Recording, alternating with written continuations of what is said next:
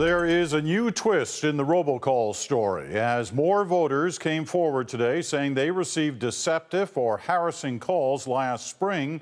The Prime Minister tried to turn the tables. Stephen Harper said those harassing calls to Liberals at all hours of the day and night, well, he said they actually came from the Liberals themselves. There was just one problem, and our senior correspondent Terry Malefsky is here to explain. Terry. Well, Peter, the Conservatives' counterattack today backfired. They claimed to have proof that harassing calls made to Liberal voters from a U.S. number came from the Liberals themselves. Turns out they had their facts wrong. A deliberate smear tactic by a party that lost the election.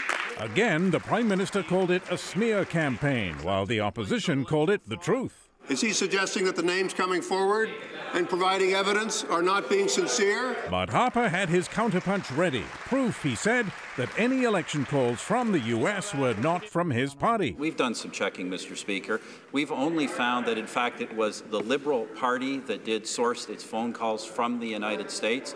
So I wonder if the reason the honourable leader of the Liberal Party will not, in fact, show us his evidence is it will point, in fact, that it was the Liberal Party that made these calls.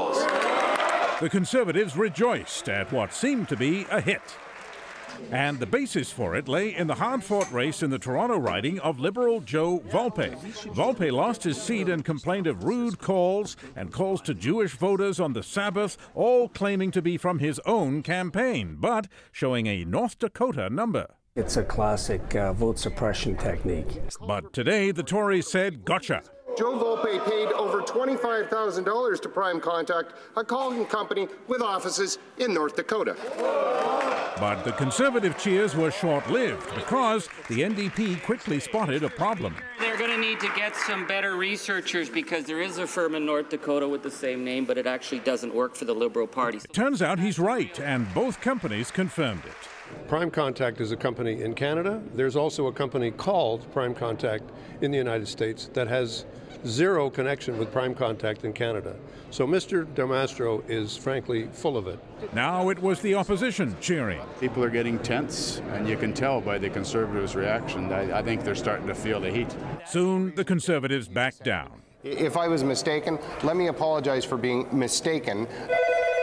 Meanwhile, more evidence of dirty tricks keeps rolling in. Charles Cochrane got a call telling him to vote in the wrong place, but went to the right one anyway.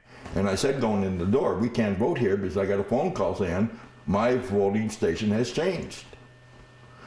Oh no, you're in the right place. As for the origin of those calls, it turns out it's easy to fake the number, so it looks like it's coming from North Dakota or wherever. And although the Conservatives say they did not use any U.S. companies, this is a bill paid by Immigration Minister Jason Kenney's campaign, $4,800 to a company in Arlington, Virginia. Peter. All right, Terry, thanks very much. Terry Malefsky in a snowy Ottawa tonight.